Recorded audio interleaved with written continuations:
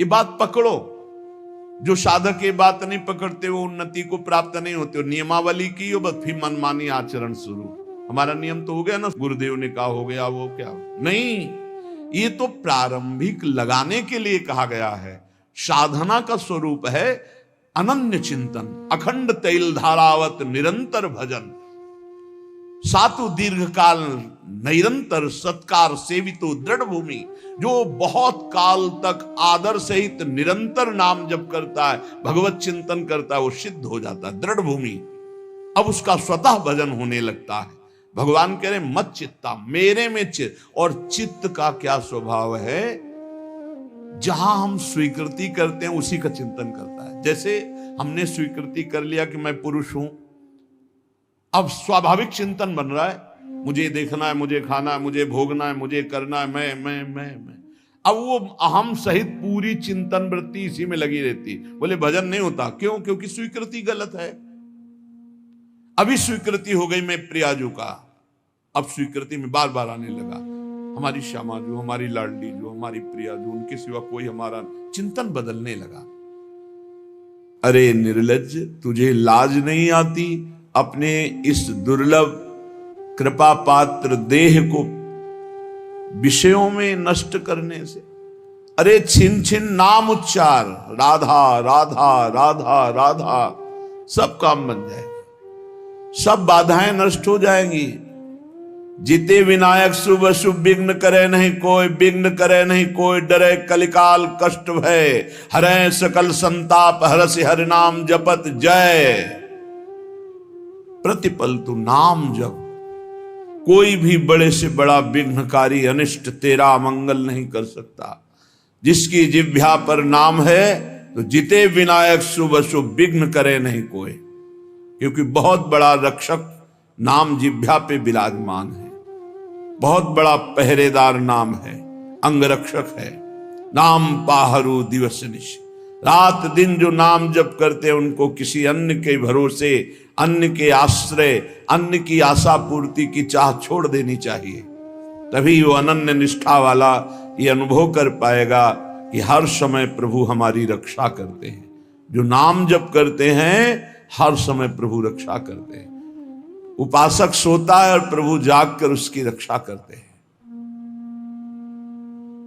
गोस्वामी तुलसीदास जी की रामचरितमानस की कृति को गंगा जी में प्रवाहित करने के लिए दो ईर्ष्यालु गए तो देखा कि दरवाजे पर श्याम गौर जोरी राम लक्ष्मण जी धनुष बिल्कुल प्रत्यंचा खींचे हुए खड़े।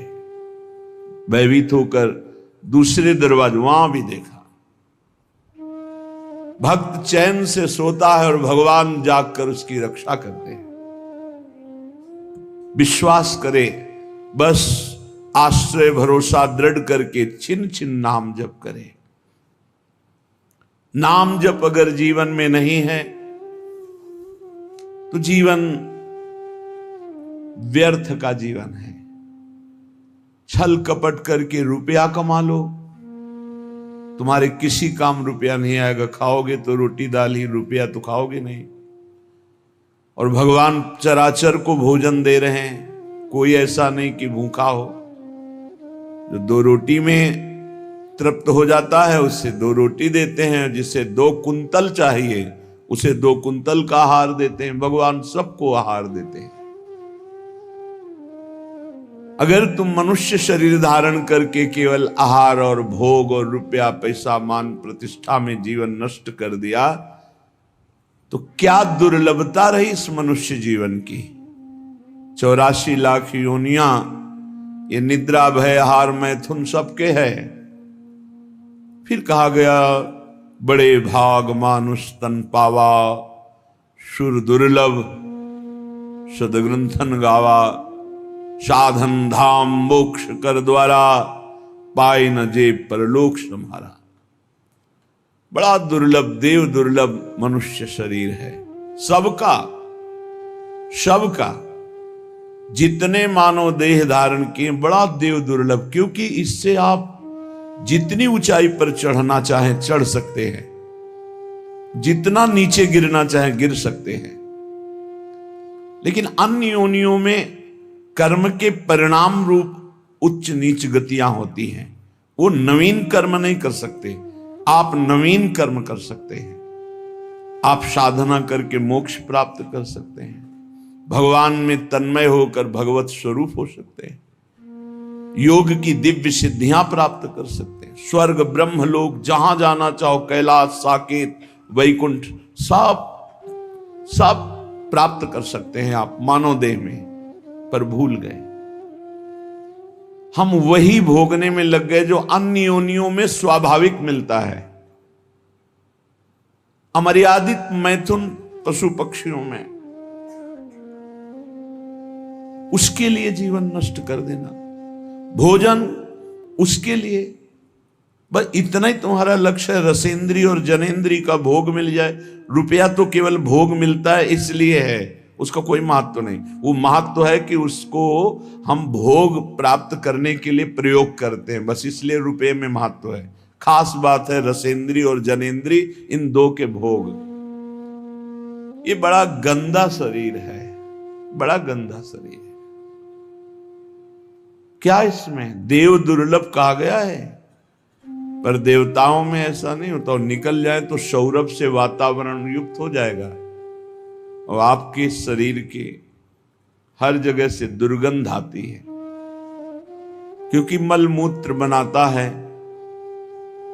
विनमूत्र श्लेष्म पूषादिक भरितमिदम, इसमें क्या भरा हुआ है? मलमूत्र श्लेष्मा, गंदी चीजें।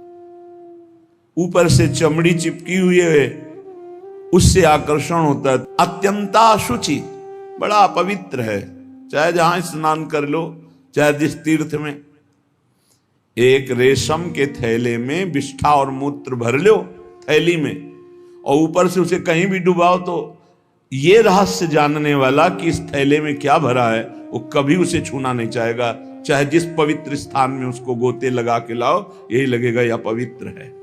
इसलिए श्रीपाद करें अत्यंता अशुचि बीभत्स घृणास्पद और अपवित्र। क्यों? यही मलाशय मूत्राश्रय है, ऊपर से चमड़ी केवल है।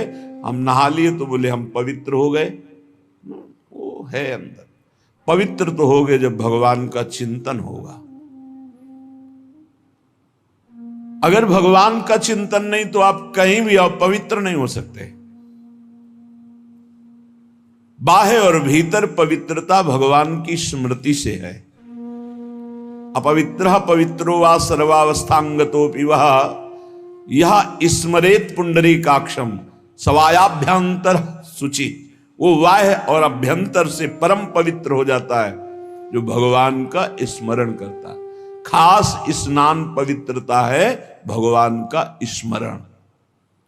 अगर बाहर से नहा लिया, भगवान से संबंध नहीं, भगवत भजन नहीं, तो क्या है? चमड़ी बरधोली, अंदर तो मलई मूत्र भरा है। अत्यंता अशुचि बीभत्स घृणास्पद देहादौ नैव करचित। इस देह से अपना संबंध मत रखो। यहां संबंध की क्या बात, मैं ही हूं ऐसा माने हुए हैं।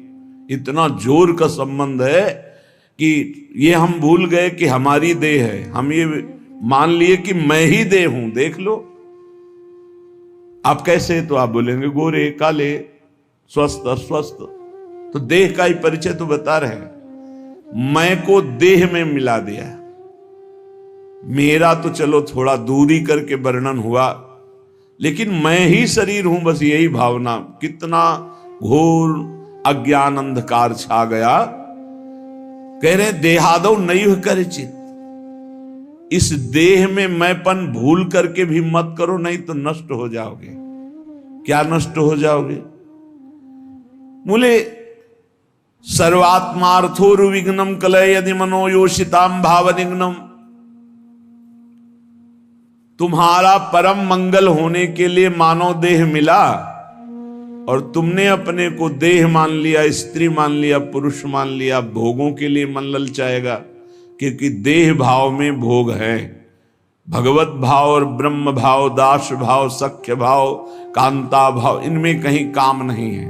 ये जो सिद्ध भाव है इनमें काम नहीं। देह भाव में ही सारी कामनाएं विकार हैं। अगर तुम इस अपवित्र देह में मैं को मिला दिया तो इसका परिणाम होगा बार बार जन्म, बार बार मरण, अशांति, चिंता, शोक, दुख, ये सब प्राप्त होगा। सर्वात्मार्थोर विघ्नम, ये परम आनंद में भारी विघ्न है शरीर। कब? जब मैं को शरीर में मिला दिया। अगर मैं को अलग करके देख रहे हो जो है, और शरीर को अलग करके देख रहे हो, तो आप इस पर शासन कर लोगे, नहीं ये गलत आचरण है, नहीं होने दूंगा। और मैं जब शरीर बन जाओगे तो आपको सुख बुद्धि होने के कारण ये ज्ञान होने पर भी कि ये गलत है, आप नहीं रोक पाएंगे। सर्वात्मार्थोर विघ्नम, केवल विघ्न ही विघ्न होगा, भारी दोष। शरीर राग से इतने दोष पैदा होते हैं, जितने ग्रंथ और पंथ हैं सब इसी के हटाने के लिए है, शरीर राग मात्र के लिए। शरीर राग से अन्य राग सब हैं। एक दो भाई, खेती का बंटवारा हो रहा है, कुछ हाथ खेती बड़े भाई वाले खेत में ज्यादा है।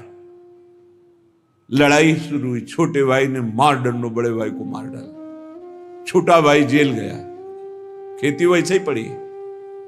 माया का नाटक तो देखो, एक का दिव्य मानव देह जो भगवत प्राप्ति कर सकता था वो मारा गया, एक का जेल प्राप्त हो रही, दोनों अज्ञान की दशा में जीवन को नष्ट कर दिए।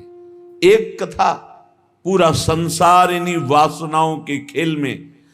सर्वात्मार्थोर विघ्नम, जहां मैं को शरीर में मिला दिया गया, इतनी कामनाएं प्रकट हो गई, वासनाएं प्रकट हो गई, इतना अहंकार प्रकट हो गया कि विघ्न ही विघ्न, पूरा जीवन अशांति।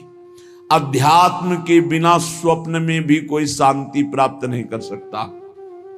चाहे जितना रुपया कमा लो, चाहे जितने अरबों की संपत्ति एकत्रित कर लो, तुम अशांत रहोगे, तुम चिंता युक्त रहोगे, तुम दुख युक्त रहोगे, तुम मृत्यु से भयभीत रहोगे और बार बार तुम्हें जन्मना मरना पड़ेगा। अध्यात्म के बिना कुछ भी प्राप्त हो जाए। ऐसे ऐसे राजा हुए जिन्होंने विश्व के माने हुए वैद्यों को पास रखा, विश्व की औषधियां रखी, बड़ी बड़ी व्यवस्थाएं रखी कि एक जरा सी छींक हो कि हजारों प्रकार की औषधि, वो भी मर गए। मृत्यु ने उनको भी मिटिया मेट कर दिया। क्या व्यवस्था करोगे? ऐसे ऐसे भोग विलासी चक्रवर्ती सम्राट, ऐसा ऐसा कहां सब खत्म। भूल मत करो, मैं को शरीर में मत मिलाओ। ये जो मिल गया है इसी को हटाना है। जड़ चेतन ग्रंथि पड़ गई, यद्यपि मृषा छूटति कठिनाई। निघ्न दुष्टेन्द्रियाणि प्रसभ मुदय भांज युद्यतामर्ष दंडई। तुम अपनी इंद्रियों को दुलार करके उनके प्रसन्न करने के लिए उनको छूट दे देते हो, जाओ भोगो, वही तुम्हारे को बंधन प्राप्त कराती है। यद्यपि मृषा छूटति कठिनाई, जलन पैदा की। ऐसा क्यों किया? कभी नहीं करूंगा, फिर वही अज्ञान, बार बार नहीं करूंगा और बार बार वही करते। फिर भगवान दंड विधान कर देते हैं। एक दो बार तुमसे गलती हुई, क्षमा याचना की, या बहुत गलतियां हो गई, सत्संग सुना, बुद्धि पवित्र हो रही, अब लो नशानी अब ना नशइयो, तो भगवान कृपालु है, वो कह रहे अहम त्वाम सर्व पापेभ्यो मोक्षयिष्यामि मा शुचः। मैं तुम्हें पवित्र कर दूंगा, सारे पाप नष्ट कर दूंगा, अब तो होश में चलो।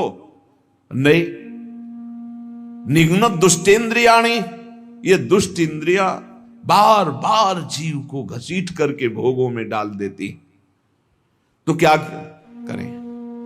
गुस्सा करो इन इंद्रियों के ऊपर, अनुमति मत दो, इनको दंड दो, उपवास करो, नाम का दंड दो, खूब नाम जप करो, परेशानी पैदा, परिक्रमा लगा, निकल जाओ गिरिराज जी की परिक्रमा में, 5-7 घंटे नाम जप करते हुए पूरी परिक्रमा, आराम आराम से, दौड़ने की जरूरत नहीं, 5-7 घंटे में आराम आराम से नाम जप कर देखो। अगर तुम्हारा उसी समय दिमाग परिवर्तन न होने लगे तो बताना।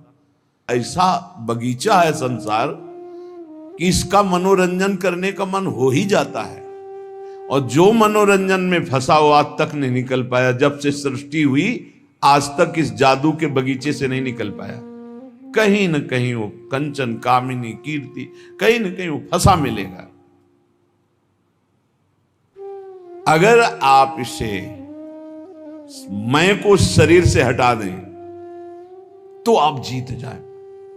जब तक अपने को पुरुष स्त्री मानेंगे, मैं को शरीर में मिलाए रखे, तब तक कुछ भी साधन कर लो, सवाल हल नहीं होगा। और ये होता है स्वीकृति से। स्वीकृति से बड़ा परिवर्तन सूक्ष्म शरीर पर पड़ता है आपकी स्वीकृति का। जैसे हम पहले सन्यास में थे तो स्वीकृति हो गई कि अब सन्यासी, तो स्वप्न में अपने को सन्यासी ही देखते थे। अब जब स्वीकृति हुई मैं श्री जी के चरणों का दास, अब स्वीकृति, तो इस सूक्ष्म शरीर स्वप्न में यही दर्शन कराता है। जब स्वीकृति हुई मैं श्री जी की सहचरी, तो उस स्वीकृति में ना ये भेष होगा, ना पुरुष शरीर होगा, वही स्वीकृति। स्वीकृति कर लिया मैं स्त्री मैं पुरुष, इसी स्वीकृति में सारे दोष बैठे हुए हैं। स्वीकृति कर लिया मैं प्रभु का दास, इसी स्वीकृति में आपको निर्दोष करने की सामर्थ्य मिलेगी। पूर्ण निर्दोष अवस्था इसी में। आपकी स्वीकृति कमजोर है। आपसे एक शब्द में कहें तो पूरा का पूरा खेल स्वीकृति का है। वेदांत केवल तुम्हारी स्वीकृति को बदलता है। कौन हो तुम? बोले तुम ब्रह्म हो, तत्त्वमसि। तत् वह जो परमात्मा तत्व है, त्वम असि तुम ही हो। स्वीकृति करो। बोले अहम ब्रह्मास्मि, अहम ब्रह्मास्मि, मैं ब्रह्म हूं।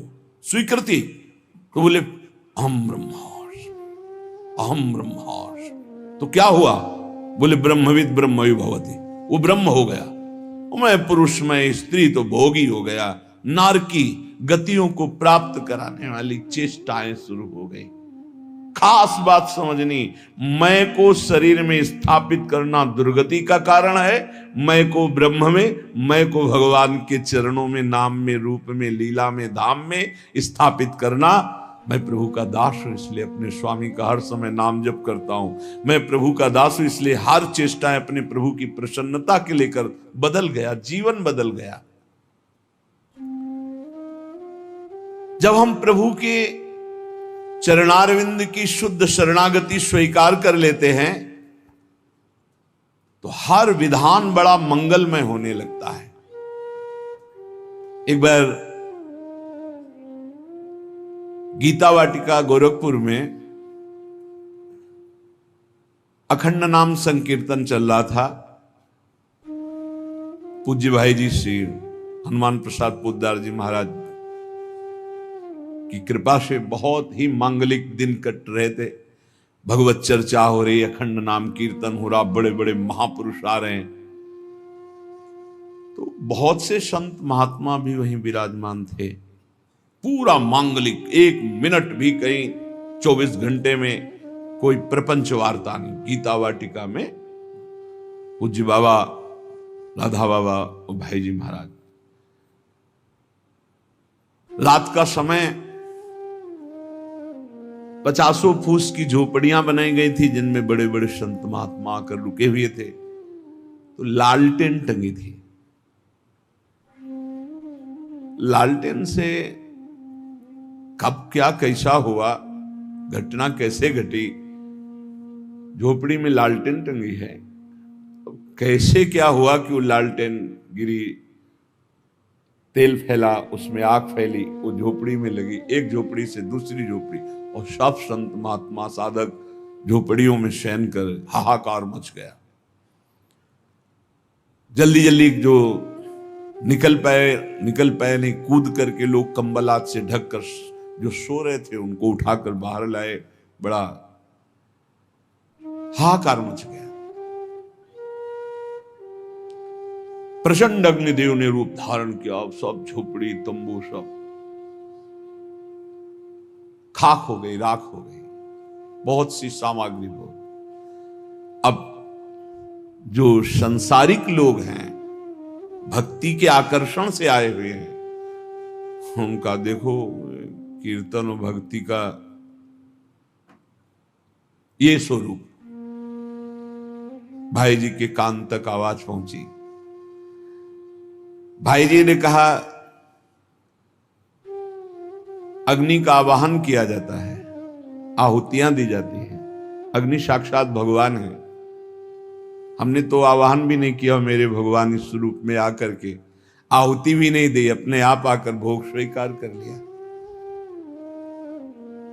भक्ति की दृष्टि क्या है? मेरे भगवान पधारे हैं। भाई जी ने कहा कि कल जो आग लगी, तुम लोगों को आग दिखाई दे रही, मेरे को मेरे भगवान दिखाई दे रहे हैं।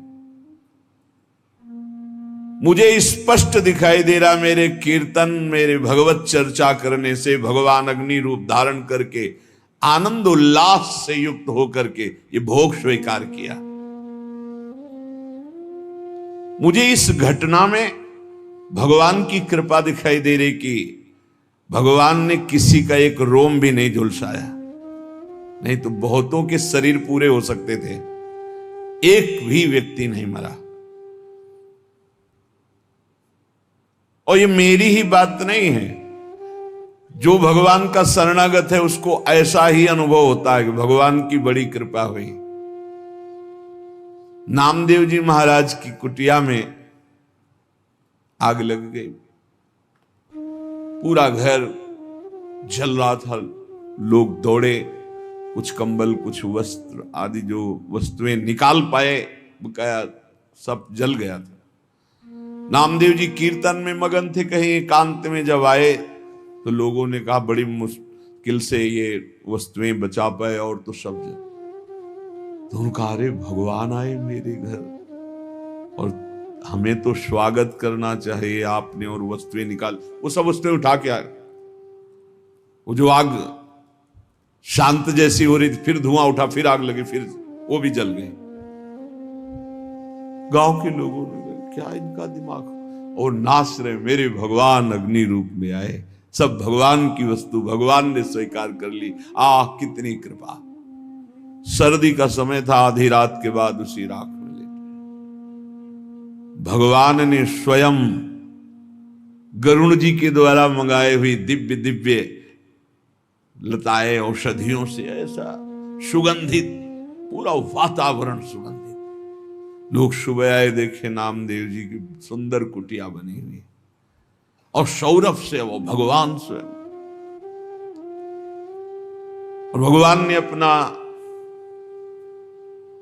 ऊपरी वस्त्र से नामदेव जी को उड़ा दिया था। उससे जान गए थे कि सब भगवान का किया हुआ।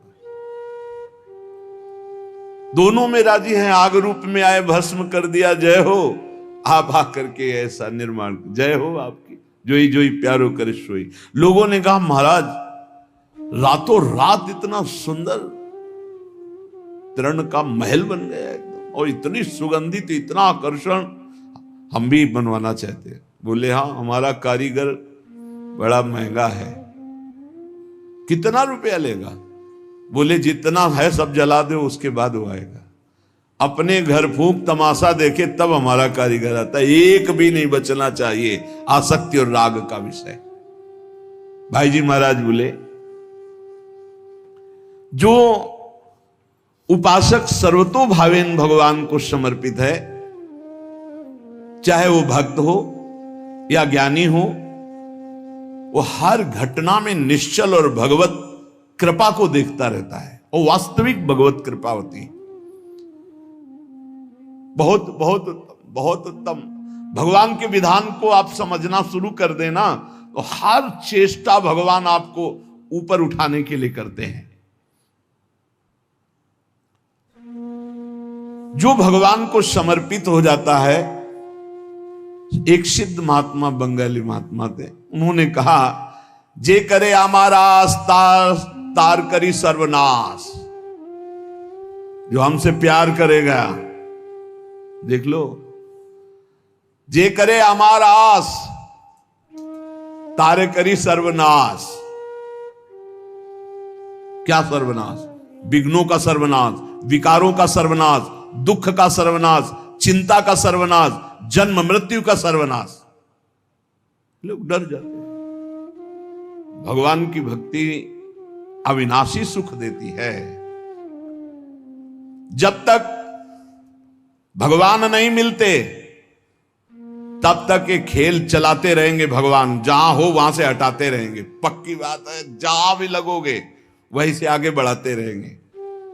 हमारे लोगों का स्वभाव एक चिपकू स्वभाव, जिस विषय में चिपके बस उसी को जीवन भर लेके बैठे रहे। जिस बात को, जिस घर, जिस मकान, जिस शरीर, उसी में जितना कर लिया वो उतना ही, आगे नहीं। सच्चिदानंद तक पहुंचने के लिए भगवान कह रहे, जे करे हमारा तार करे सर्वनाश। जहां चिपकोगे वहीं दिया सिलाई लगा दी, आगे बढ़ो, आगे बढ़ो। और ऐसी जगह पहुंचा दिया जहां दो बचे ही नहीं।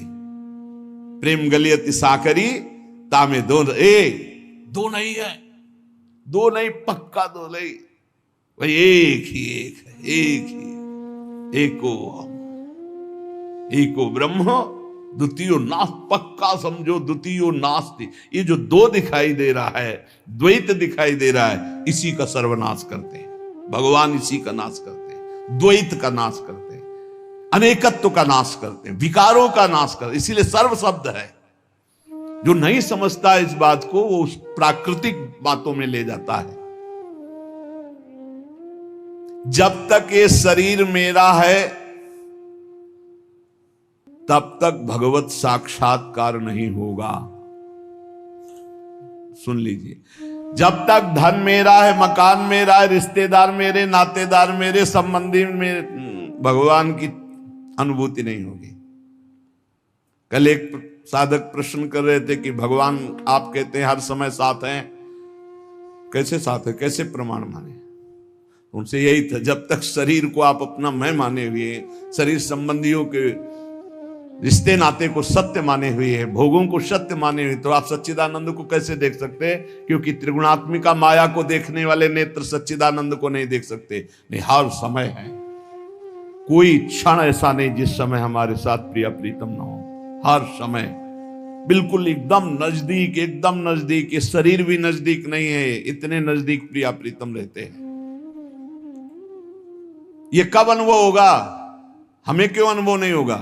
तो गीता जी में भगवान स्पष्ट कह रहे हैं, मय्ये वमन आधत्स्व मयि बुद्धिम।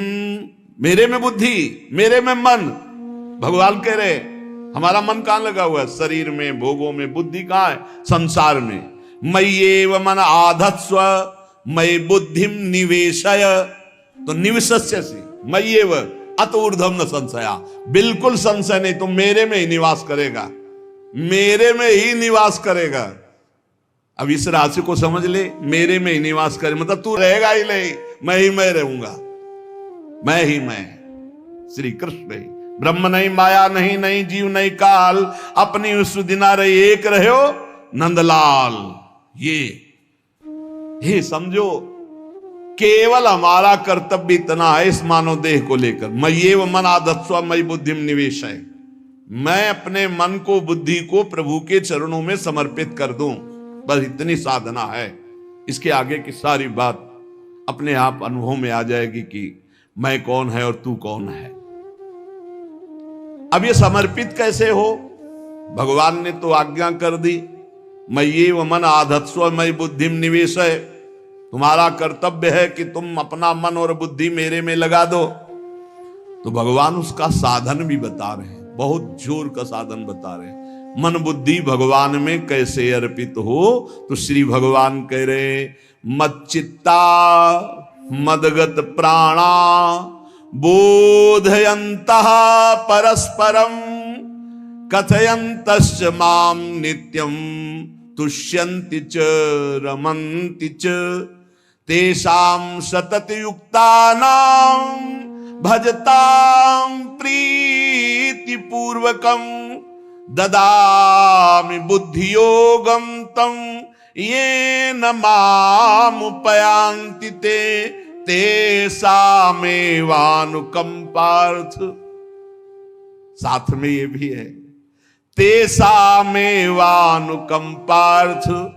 महमज्ञानजं तमः नाशयाम्यात्म भावस्थो ज्ञान दीपेन भास्वता। तेषामेवानुकंपार्थ, मेरी कृपा से हमें क्या करना है? हमें भगवान में चित्त को जोड़ना है, ये हमारा कर्तव्य है। अंतःकरण एक ही है, उसको लक्षणों के कारण चार कहा गया है। अंतःकरण चतुष्टय, एक ही को चार रूप में कहा। जो निश्चय करने के कारण उसे बुद्धि कहा गया, मनन करने के कारण मन कहा गया, चिंतन करने के कारण चित्त कहा गया, और स्वीकृति क्रियाओं की भोक्तापन भाव की तो उसे अहंकार कहा गया। तो यहां मत चित्ता, भगवत चिंतन निरंतर होता रहे। सबसे बड़ी साधना अनन्य चेता सततम, अनन्य चिंतन, अनन्य चिंतयन्तो मां।